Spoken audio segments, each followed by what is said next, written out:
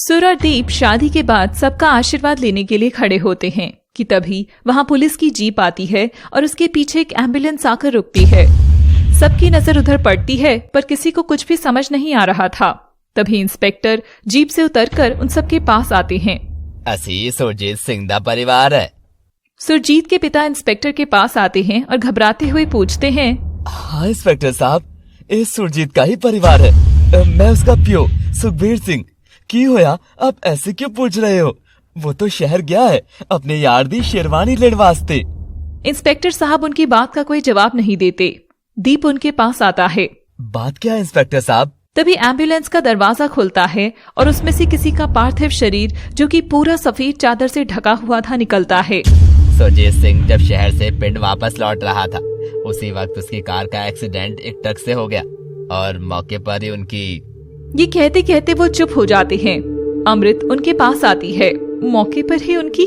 बताइए ना, मौके पर ही उनकी क्या मौत हो गई? ये सुनते ही अमृत और वहाँ खड़े बाकी लोग को एक झटका सा लगता है। अमृत एक जिंदा लाश सी वहीं खड़ी रहती है। जहाँ कुछ वक्त पहले शादी की शहनाई बज रही थी, वहीं हर तरफ चीखें सुनाई दे रही थी। सुरजीत के शरीर को अमृत के घर लाया जाता है। सुर अमृत के पास बैठी रो रही थी, पर अमृत बेसुध सी बैठी बस सुरजीत को देखे जा रही थी। दीप आंखों में आंसू लिए सुरजीत के पास आकर बैठने ही वाला होता है कि कोई उसका हाथ पकड़ लेता है।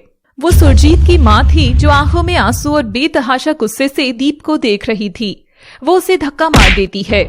खबरदार, खबरदार, अगर मेरे बेटे के पास भी आए तो उसकी जान लेकर तुम्हें चैन नहीं पड़ा कि उसके पास फिर आ गया।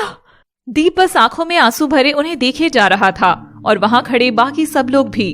तभी सुर उठकर उनके पास आती है। काकी, आप ऐसा क्यों कह रही हैं? क्यों कह रही हो ऐसा? तो अब भी ये पूछ रही है?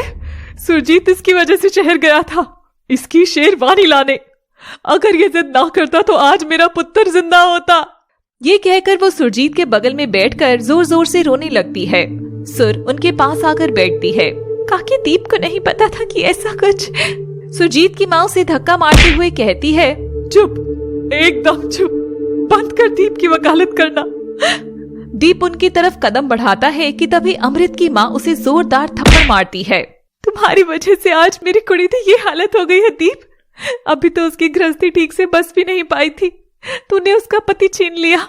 देख उसकी तरफ, जिस चेहरे पर हमेशा मुस्कुराहट रहती थी, आज वो कैसा बेजान सा हो गया है। उसकी दुनिया बसने से पहले ही उजड़ गई। ये कहकर वो अमृत के पास आकर उसे गले लगाती है और रोने लगती है। वहां खड़े हर एक शख्स की नजर में दीप गुनहगार था। जी तो कर रहा है कि तुझे बद्दुआ। तभी दीप की माँ उनके पैर पकड़ लेती है। नहीं बहन जी, बद्दुआ ना निकालो मुंह से। आपका दुख समझ सकती हूँ मैं, पर दीप को नहीं पता था कि ऐसा कुछ हो जाएगा।